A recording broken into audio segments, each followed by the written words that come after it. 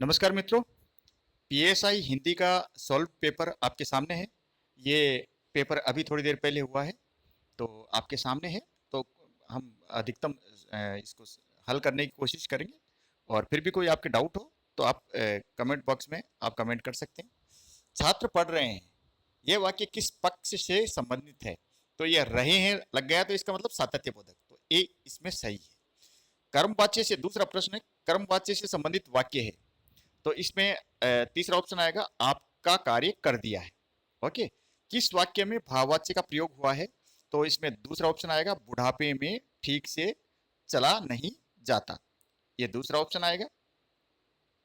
वह चला होगा, यह वाक्य किस काल से संबंधित है? तो ये संदिग्ध भूत से संबंधित है। अगर वर्षा हुई तो वह नहीं आएगा, इस वाक्य में कौन सी वृत्ति है? तो ये तो लग गया है, तो यहाँ संकेतार्थक वृत्ति है। ओके फ्रेंड्स, तो ऐसे हम चलते जा रहे हैं। ये होशियार अभ्यर्थी का पेपर मेरे पास है, इसलिए हम सभी को जरूरी नहीं है कि सारे के सारे प्रश्न जो मैं अलग से टिक करूं। संयुक्त वाक्य का उदाहरण है, तो यहाँ है, वह अस्वस्थ था इसलिए मन लगाकर नहीं पढ़ सका।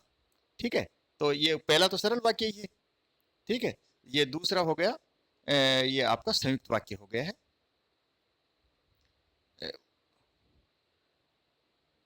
तीसरा है, ये भी आपका सरल वाक्य है, और ये है आपका मिश्र वाक्य, तो ये इसमें आंसर हो गया ये।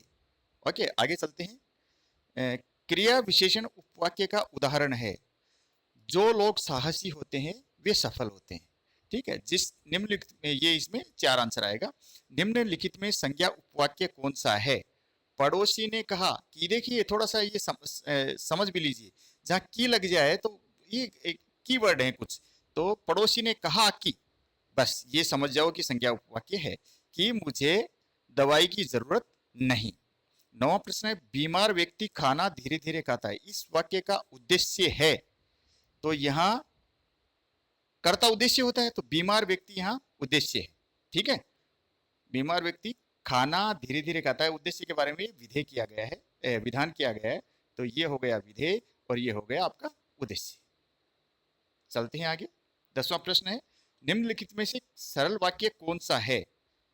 तो गंगा हिमालय से निकलती है, वह सरल वाक्य है। जो पहला है संयुक्त है, दूसरा है ये मिश्र है, और चौथा भी मिश्र है, तो ये तीसरा इसमें सही हो गया। सरल वाक्य गंगा हिमालय से निकलती है, पहला मिश्र, दूसरा संयुक्त, और तीसरा सरल, और चौथा हो गया आपका मिश्र। चलिए, अपने को इनसे मतलब भी नहीं है, थोड़ा जल्दी जल्दी कर लेते हैं। निम्नलिखित में से अशुद्ध वाक्य है, यह कैसे संभव हो सकता है? ये सकता और संभव दोनों साथ आ गए, तो ये अशुद्ध है। कौन सा वाक्य शुद्ध है? तो रस्सी संसद में कानून व्यवस्था पर बहस हुई, ये वाक्य शुद्ध है। ओके, क्या औरों में कोई न कोई गलती है? 13वां, निम्नलिखित में से निम्नलिखित में शुद्ध वाक्य है, मैंने वह घड़ी मात्र 100 रुपए में खरीदी, मात्र 100 रुपए में खरीदी। यहाँ देखिए, बेहाल, दशा, हाल और दशा एक ही बात है। वह क्रोध में भरकर बोला, तो ये कुछ न कुछ सब में परस्पर आपस में कुछ न कुछ आपस में गड़बड़ है। परस्पर और आपस ये दोनों एक ही बात है। ठीक है, तो इसमें एक पहला आंसर सही होगा। यदि परिश्रम किया तो सफलता अवश्य मिलेगी, वाक्य प्रकार की दृष्टि से उक्त वाक्य कैसा है? तो ये फिर से तो आया है, तो संकेतार्थक वृत्ति हो गई है, संकेतार्थक प्रकार का वाक्य हो गया। निम्नलिखित में से संदेहार्थक वाक्य कौन सा है? आज शाम को शायद वर्षा हो, यानी वर्षा होने में भी संदेह है, इसलिए ये संदेहार्थक वाक्य है, तो यहाँ आएगा दूसरा। तो देखिए, यहाँ कुछ बताने की जरूरत नहीं पड़ती, अभ्यर्थी होशियार है, तो इन्होंने अधिकांश जो प्रश्न उत्तर हैं वो सही दे रखे। निम्नलिखित में अशुद्ध वाक्य है, तो अशुद्ध वाक्य ये देखिए, चारों देखेंगे तो आपको अशुद्ध वाक्य मिलेगा। सर्वत्र मानकीकरण करना चाहिए, करना होना चाहिए, तो ये बिल्कुल करना है, करण है, ये एक ही बात है। ठीक है ना, तो मानकीकरण होना चाहिए, इतना बहुत था। ठीक है, तो ये अशुद्ध है। किस वाक्य में विराम चिन्हों का प्रयोग सही है? तो यहाँ पे सही मिलता है आपको, तुम कहाँ गए थे, कोमा, अर्धविराम, सॉरी अल्प विराम, कैसे आए। यहाँ अर्ध विराम नहीं आएगा, क्योंकि यहाँ और आ गया। तुम कहाँ गए थे, कैसे आए और क्या चाहते हो, ये प्रश्न है 3, लेकिन वाक्य के अंत में ही प्रश्नवाचक चिन्ह आएगा, इसलिए ये वाक्य अपना शुद्ध है। अगला है 18वां प्रश्न, किस वाक्य में सही विराम चिन्ह प्रयुक्त नहीं हुए हैं? तो देखिए, छी कैसी दुर्गंध आ रही है, तो यहाँ पर भी विस्मयादि बोधक चिन्ह आना चाहिए था, ठीक है ना, तो ये गलत है। 19वां, कौन सा वाक्य अशुद्ध है? मैं, तुम और वह चलेंगे, ये वाक्य अशुद्ध है। 20वां, ये चौथा, ठीक है, 20वां है, निम्नलिखित में से कौन सा वाक्य शुद्ध है? तो इनको सबको छांटेंगे हम, तो इसका आंसर आएगा चौथा, दरअसल वह आया ही नहीं। अगला प्रश्न करते हैं 21वां, अधिकार या अवसर पाकर मनमाना व्यवहार, अधिकार या अवसर पाकर मनमाना अंधेर करना भावार्थ व्यक्त करने वाला मुहावरा है। अब तक पिता की कमाई पर ऐश करते रहे, जब खुद कमाना पड़ा तो यहाँ पड़ेगा आटे दाल का भाव पता चलना। दूसरा आंसर आएगा विराम चिन्हों के प्रयोग से संबंधित कौन सा विवरण सही नहीं है? तो आप सारे पढ़ेंगे ऑप्शन, तो यहाँ आपको विकल्प पढ़ने पर पता चलेगा। तीसरा विकल्प है, ये गलत है। लिखने में जब कोई शब्द छूट जाता है तब उसके स्थान पर कोष्टक चिन्ह का प्रयोग किया जाता है। कोष्टक का नहीं होता, कोष्टक स्पष्ट करने के लिए होता है। यहाँ हंस पद या काक पद का प्रयोग किया जाता है, तो यहाँ आंसर आएगा तीसरा। ये शुद्ध बात नहीं है, सही बात नहीं है। आगे चलते हैं। सोने में सुगंध होने मुहावरे का उपयुक्त भावार्थ है किसी बहुत बढ़िया चीज में और अधिक विशेषता होना। बिल्कुल सही बात है, ठीक है। अब हम चलते हैं 23वां 24वां 25वां प्रश्न करते हैं। घर के बड़े व्यक्ति की अपेक्षा अन्य को सम्मान देना, इससे संबंधित लोकोक्ति है, घर का जोगी जोगना आन गांव का सिद्ध। ये प्रसिद्ध लोकोक्ति है। आगे है, किस लोकोक्ति का भावार्थ सही नहीं है? ओस चाटे प्यास नहीं बुझती। सही, कृपण व्यक्ति सब कुछ होते हुए भी भूखा ही रहता है। कोवा चले तो ओस चाटे प्यास नहीं बुझती, इसका भावार्थ गलत है। यहाँ कृपण व्यक्ति सब कुछ होते हुए भी भूखा ही रहता है, ये इसका भावार्थ नहीं होगा, तो ये आंसर अभ्यर्थी का सही है। किस विकल्प में मुहावरे का भावार्थ सही नहीं है? देखिए गोला लगा रखा है, तो यहाँ उड़ती चिड़िया पहचानना, अत्यंत कठिन कार्य करना, ये गलत है। ये इसका उत्तर यह नहीं होगा, बाकी सबका उत्तर सही है। न रहेगा बांस न बजेगी बांसुरी लोकोक्ति का भावार्थ है समस्या को जड़ से मिटाना। बांस ही नहीं रहेगा तो बांसुरी कैसे बनेगी, इसका यही अर्थ है, समस्या को जड़ से मिटाना। बांसुरी बनाने वाले बांस को जड़ से काट देना, ये समझ गए होंगे आप। आगे चलते हैं। प्रश्न 29, किस विकल्प में हिंदी परिभाषिक रूप सही नहीं है? तो यहाँ ये अटैचमेंट है, इसका अर्थ संलग्न होना चाहिए। कोई चीज साथ में लगाते हैं, कुर्की नहीं होना चाहिए, ठीक है। तो ये इसका आंसर तीसरा आएगा। किस विकल्प में हिंदी परिभाषिक शब्द नहीं है? तो यहाँ विजिलेंस होती है, सतर्कता, सब जुडिशियल, न्यायाधीन। तो यहाँ मित्रों ये जो उत्तर दिए हुए हैं इनमें मेरे को जो सही लगता है वो विजिलेंस है। यहाँ सतर्कता आना चाहिए वैसे, लेकिन सतर्क शब्द दिया है तो मैं इसको मान लेता हूँ। और देखो इंग्लिश वाले शब्दों में मुझसे कुछ गलती हो सकती है, मैं स्वीकार करता हूँ इस बात को। मिनट्स कार्यवृत्त होता है, बिल्कुल मोरल ऑब्लिगेशन, नैतिक बाध्यता होती है। ओके, आगे चलते हैं। सुपरसीड का हिंदी पारिभाषिक शब्द है अधिग्रहण करना। मेरे विचार से इसका अधिक्रमण भी हो सकता है, अधिक्रमण, सुपरसीड, ठीक है ना। तो मैं ये जो अभ्यर्थी ने किया है तो मैं इसको अधिक्रमण इसका हो सकता है, ठीक है ना। मैं पूरी तरह कंफर्म नहीं हूँ दोस्तों इस इंग्लिश के शब्दों में। बुरी संगत का फल बुरा ही होता है, इस आशय के लिए उपयुक्त लोकोक्ति है कोयले की दलाली में हाथ काले, ठीक है। अब चलते हैं। कॉग्निजेबल ऑफेंस का सही पारिभाषिक शब्द है संज्ञेय अपराध। अब हम इधर आते हैं। कौन सा अवार्ड, कौन सा अवार्ड का हिंदी समकक्ष नहीं है? तो अधिनिर्णय, पुरस्कार, पंचाट ये ग्रहण करना नहीं है। और टेम्परामेंटल का सही पारिभाषिक शब्द है तुनक मिजाज। रिकॉर्ड का सही पारिभाषिक शब्द नहीं, सूचित करना। कीर्तिमान होते रिकॉर्ड बना दिया, रिकॉर्ड में लेना, दर्ज करना। अभिलेख, भाई आप रिकॉर्ड उपलब्ध कराओ, तो ये रिकॉर्ड के सही पारिभाषिक शब्द हैं, सूचित करना नहीं होता। निम्नलिखित में रिटर्न का हिंदी पारिभाषिक शब्द है निर्वाचित, निर्वाचन करना। रिटर्निंग ऑफिसर जाते हैं इलेक्शन करवाने, ठीक है ना, तो ये अलग बात है। लेकिन यहाँ रिटर्न का मतलब प्रतिफल, विवरणी, पुनरीक्षण तो होता है, लेकिन उस हिसाब से हम इसका अर्थ नहीं निकाल सकते। ये होता है ये निर्वाचित करना, ये रिटर्न का अर्थ नहीं होता है। ओके, सही है ये। निम्नलिखित में से असंगत हिंदी पारिभाषिक शब्द है, तो यहाँ अभ्यर्थी ने कर रखा है डिपोनेंट। हाँ, अभ्यर्थी ने डिपोनेंट कर रखा है, मेरा विचार है ये सही है। अभीष्ट का संधि सही संधि विच्छेद होगा। अभी इष्ट, ये सही है, चौथा आएगा इसका, 4 आंसर आएगा। संधि विच्छेद की दृष्टि से कौन सा विकल्प सही नहीं है? विवादास्पद, तो यहाँ विवाद जोड़ आस्पद आएगा, तो ये सही नहीं है। मत ऐक्य भी सही है, अनुवीक्षण भी सही है, ऊ है, अपो है, ये भी सही है। निम्नलिखित में से गलत संधि विच्छेद है। जगत ईश, तो गौर से देखेंगे तो यहाँ जगत ईश, यहाँ हलंत, तय पे हलंत आएगी, तय के नीचे, तो ये हल का चिन्ह नहीं लगा था, तो हल नहीं लगा है, तो फिर ये गलत हो गया, ठीक है ना। गलत संधि विच्छेद यही है, और बाकी सब सही है।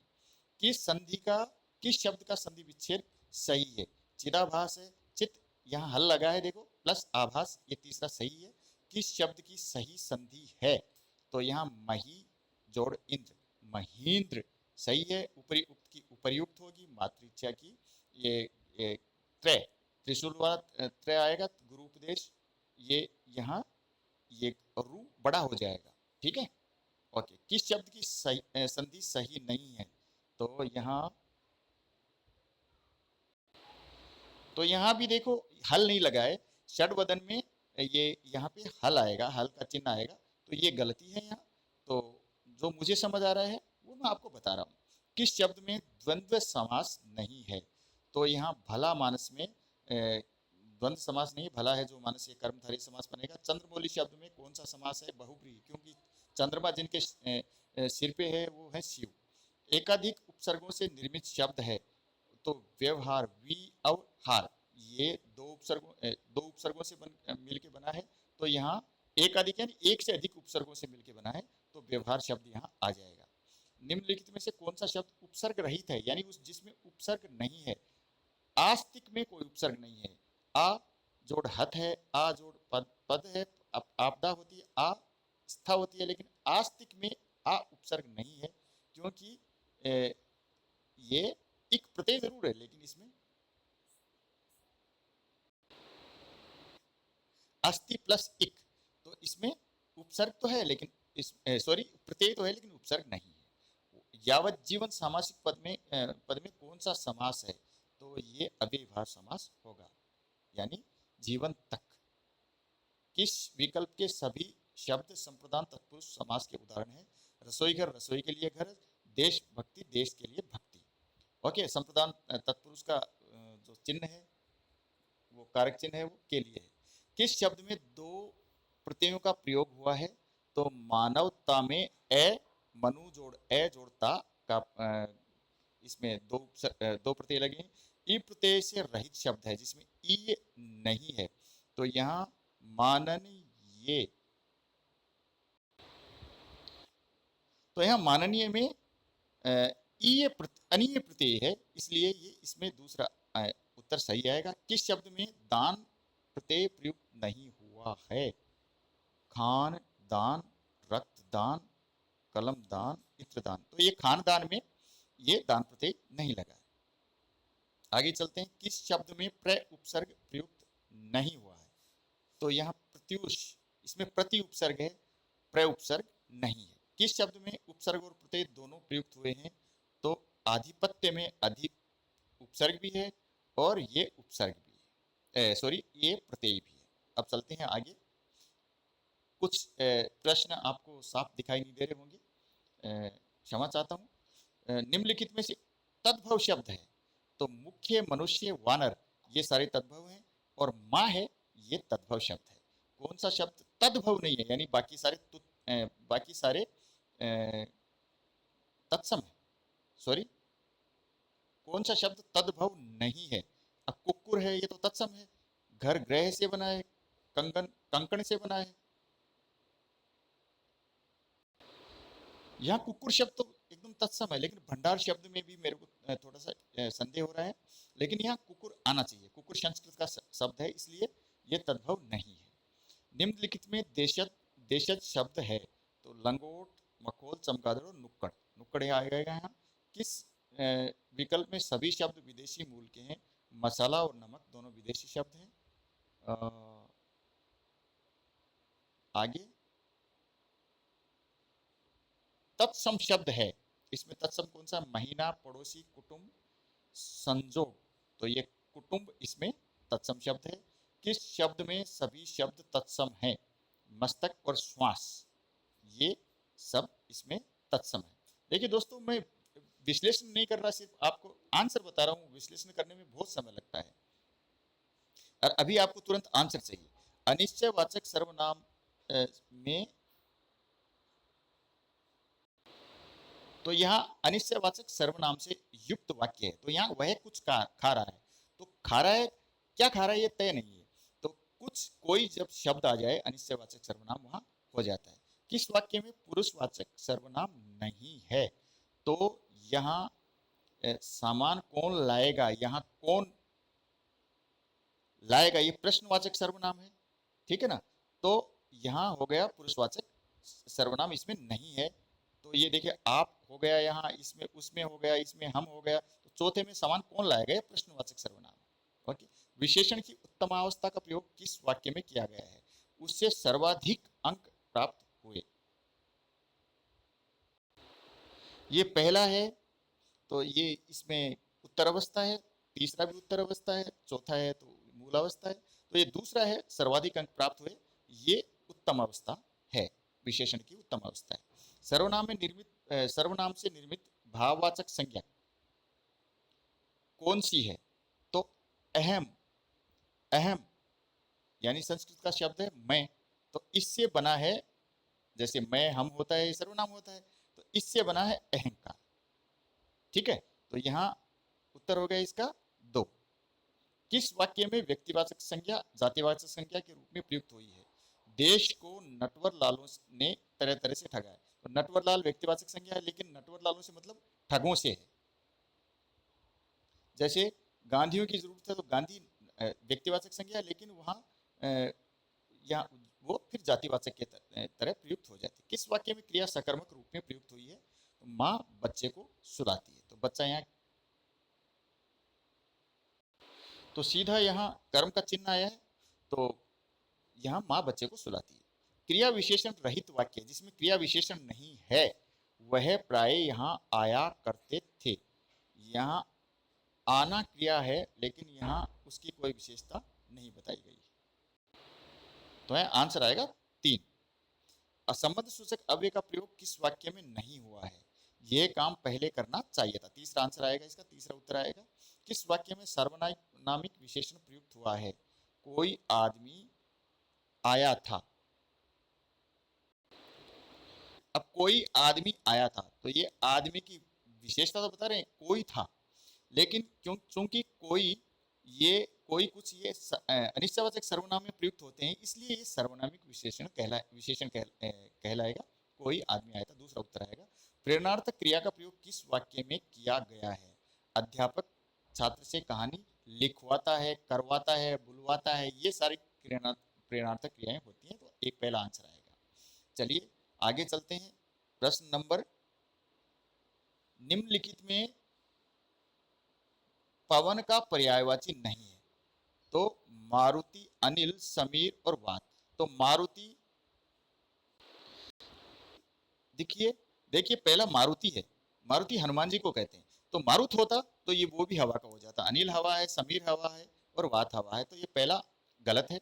किस विकल्प में सभी शब्द घर के पर्यायवाची हैं? तो यहाँ सदन साकेत दोनों घर के पर्यायवाची हैं।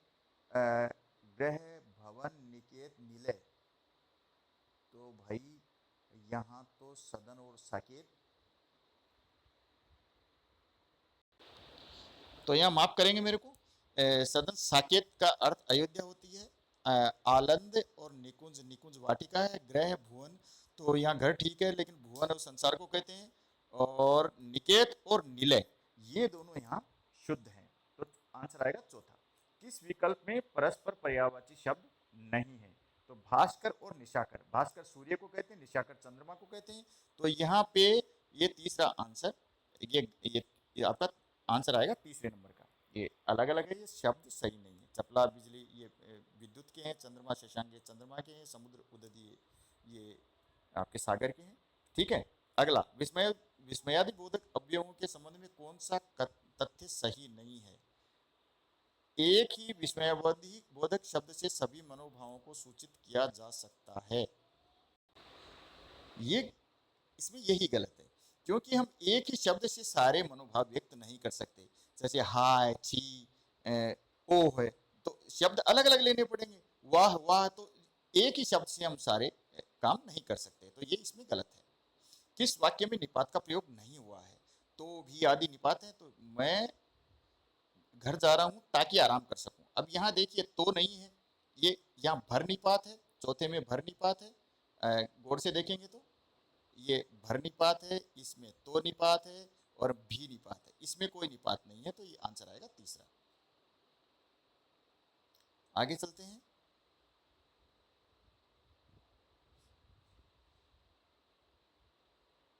रीति इति का क्या, इति और इति का सही अर्थ भेद है? इति यानी समाप्ति और इति यानी दुख। इसका उत्तर बनेगा तीसरा। किस संस्कृत भिन्नार्थक शब्दों का अर्थभेद सुसंगत नहीं है? तो यहाँ आसन का अर्थ समीपस्थ सुसंगत नहीं है। आसन्न समीपस्थ होगा, आसन का होगा समीप बैठने, बैठने की विधि। तो यहाँ इनका उत्तर उल्टा सीधा दे रखा है। यहाँ आसन का अर्थ होगा बैठने की विधि और आसन्न का होगा समीपस्थ, तो इसलिए ये इसमें सही नहीं है। बाकी अब आप देखो, पट का अर्थ वस्त्र भी होता है, और पटु का निपुण होता है पृष्ठ, पृष्ठ पूछा हुआ, पृष्ठ पीठ, गौड़ ब्राह्मणों की जाति, और गौण जो प्रधान हो। तो यहाँ उत्तर आएगा 4। किस विकल्प में समश्रुत भिन्नार्थक शब्दों का अर्थ सुसंगत है?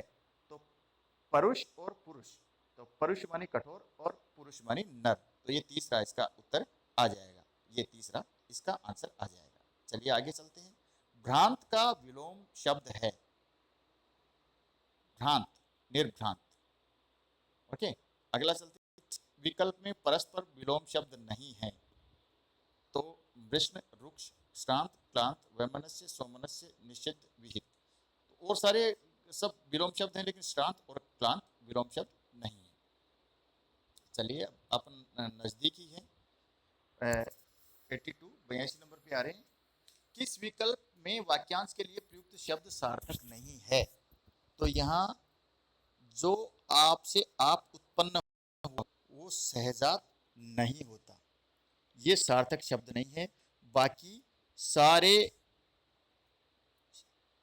सारे ये जो विकल्प हैं वो सारे सही हैं। आप गौर से पढ़ेंगे, आपके पास पेपर भी होगा, तो आप पढ़ सकते हैं। इस वीडियो में भी आप क्वालिटी बढ़ा के इसको साफ देख सकते हैं। दीर्घ सूत्री शब्द किस वाक्यांश के लिए सार्थक प्रयोग वाला है?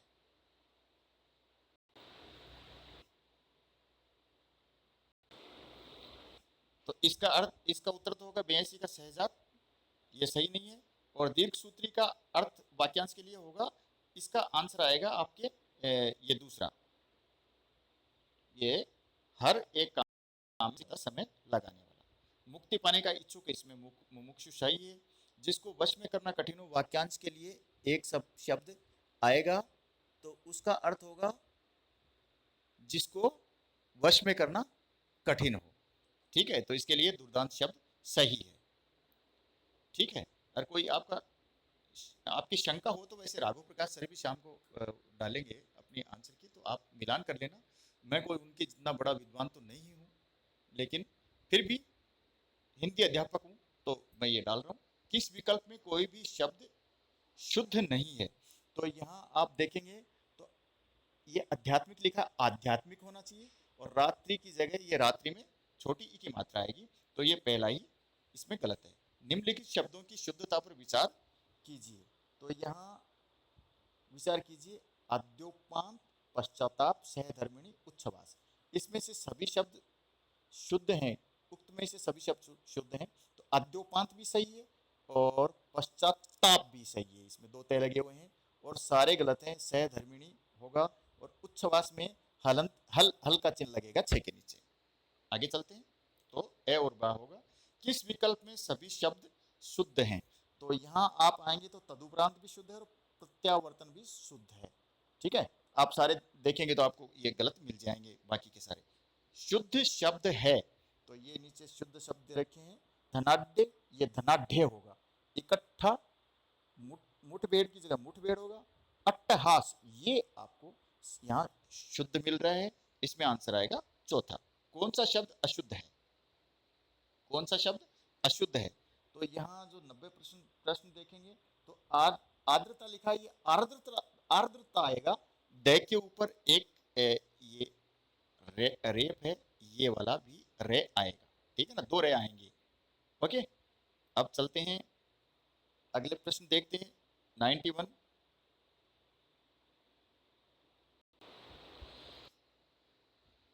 इक्यानवे, किस शब्द में संप्रदान कारक का परसर्ग विभक्ति चिन्ह प्रयुक्त हुआ? तो ये पहला सही है। मालिक ने सेवक को धन दिया, यानी सेवक के लिए धन दिया। निम्नलिखित में से किस वाक्य में से परसर्ग अपादान कारक के लिए प्रयुक्त नहीं हुआ है, यानी अलग होने का भाव नहीं है? आकाश से पानी बरसा, इसमें है। वह विद्यालय से आ रहा है, यानी अलग होके आ रहा है।